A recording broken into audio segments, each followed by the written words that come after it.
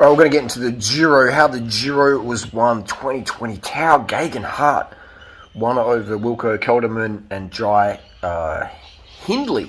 We're just talking quickly about the effects of a sugar-rich diet and brain serotonin, hyperphagia and anxiety. Animals, both genders. This is very important in the Grand Tours that you want to have enough carbohydrate, sucrose, for that mental control and reducing anxiety, because when you're in the pink jersey and you've got a lot of media pressure on, you're going to have a lot of anxiety. You're going to have a lot of anxiety. So make sure your serotonin's nice and high. So this is the Cervelo versus the Pinarello. All of these frames made in China. And we have the disc brake and two rim brakes. So we saw that Jai Hindley, in my opinion, would have won the Giro had he had the lightweight wheels. The wheels here that Team Sky are running are 935 grams. Look at that, Rowan Dennis. Uncle Rowan on the front. Uncle Rowan. You know, the flat-landed time trialer turned mountain goat, shredded the peloton out the back. Did an incredible job there on the 935-gram wheels. Now, there's a bit of a debate going on. Should we ban lightweight wheels? I mean, I should think we should ban disc brakes personally, but, you know, right now there's a big discrepancy. If you look at the wheels that Jai Hindley's running, correct me if I'm wrong, he's running the Shimano C40 tubular disc brake, which is about 1,322 grams. Now you add 250 grams of rotors and lock rings on there. Now you've got an almost 1,600 gram wheel set. That's almost, or maybe even over 600 gram heavier wheel set. So if you stop right now, hypothetically, if you stopped right now, stop this race, and you took the wheels off the bikes, you took the tires off, you know, and you just left the wheels, and obviously you're going to have a rotor on there because part of the wheel, the rotor there. So almost 600 grams extra rotational weight. So Jai Hindley did an incredible job. I think he got second in the end there. Did he get second or third overall in the end? I mean, he did an incredible job on such a heavy bike, heavy wheels. You know, if you rode those Pinarellos, like I've got a pair of lightweight wheels. I've got disc brake wheels, and it's night and day difference. All right, especially the fatigue metabolites after 3 weeks of racing. It's going to be huge. It's going to be huge. So the fact that Jai did such a good job on these heavy-ass wheels, 600, so we're talking about 1,600 grams there. Almost 600 grams difference. And now a lot of noobs out there say that rotating weight doesn't make a difference. That's like adding 300 grams extra to your feet, each shoe. Like riding in 600 gram shoes versus 300 gram shoes. Like, there is a difference. There is a difference. Now, your watts won't be any different, but you have to put out more watts. You know, your watts per kilo will get diluted. So it's a handicap. It is a handicap. All right. And then when you look at these guys, these are so closely matched.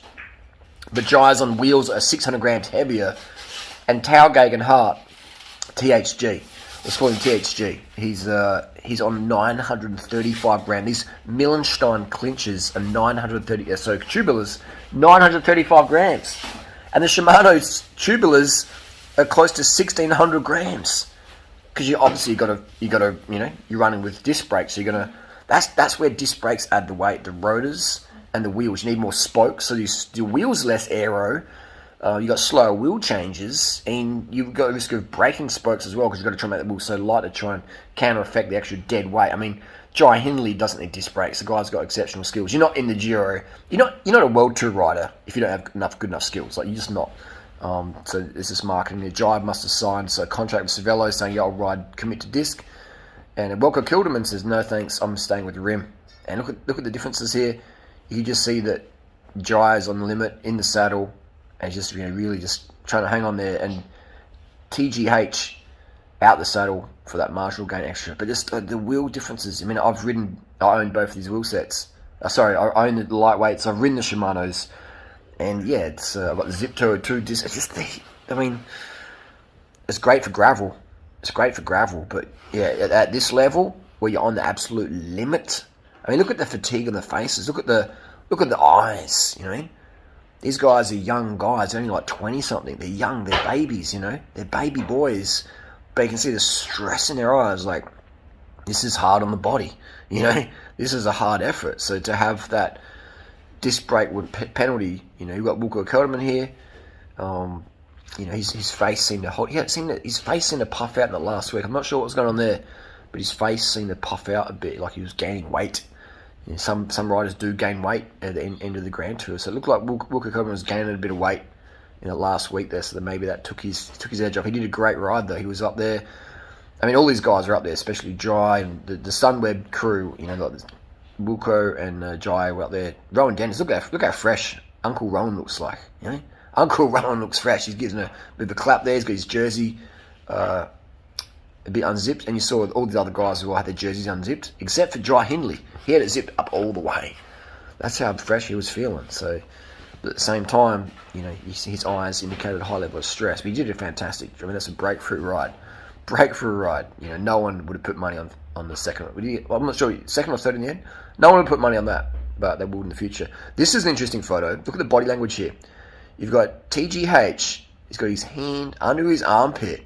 He's like basically saying, you know, this is interesting body language here. This is like, this is interesting body language. It's like Trump versus Biden. We'll create a little bit of banter there. And he's got his hand on his chest above his heart. And he's got his other hand like hooked up. You know, it's almost a bit of a martial arts, a bit of a security guard move. There was a bit of banter here, isn't there? That's a bit of banter. That's a bit of a banter move there. Jai was in pink on the second last day. That's really, really interesting riding. They're on the exact same time. All right, the exact same time. That's crazy. So for Jai to go that well on such heavy wheels, it goes to show that he is just had an incredible ride, a phenomenal ride, you know. And he was in the pink jersey, pretty colours. I like that pink. It looks good. And he's happy there, as you would be. And this is Uncle Rowan. Is that Nibali, or is that Mads Pedersen? Who is it in this nice high vis? So if you look at that differentiation there, safety wise, that's you know, those Trek Segafredo jerseys. They look good, man. That visibility, when they come here for turn under, you can see them from miles away.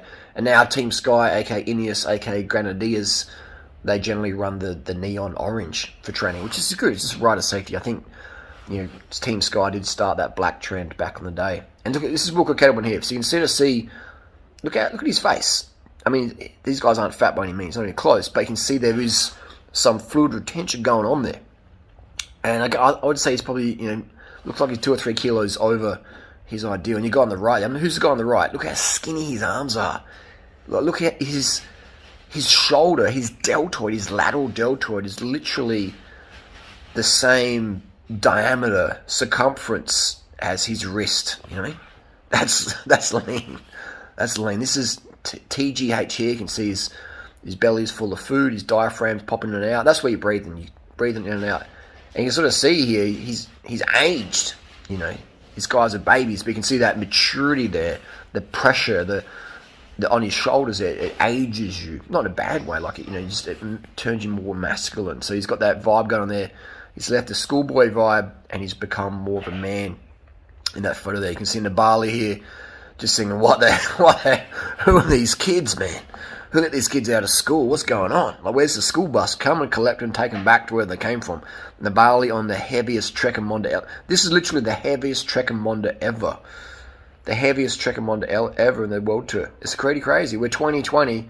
The Monda first debuted, I think, 2013. And this is the heaviest ever in Monda, because of them pizza cutters. Anyway, that's how the Giro was won and lost. Incredible ride by everyone. Incredible. Unlucky for Geraint Thomas to crack. Oh, man, this is... What a drama. What incredible drama for this year's race. Incredible drama. Team Sky, limb breaks for the win. Wrapped it up again. Just as I said. I predicted it. I said Team Sky are going to win it. And I did pick Geraint Thomas. I didn't think TGH was... I think nobody thought TGH was going to win. And nobody thought Joe Hadney would be out there for the win. This is incredible drama. Incredible spectator. Fantastic entertainment provided by the athletes in this year's Giro. Next on to the Vuelta a España, we have Primož Roglic in the rim brakes. Anyway, that's another video. That's how the Giro was won and lost. Marginal gains. Rim brakes won, disc brakes lost it. 100%.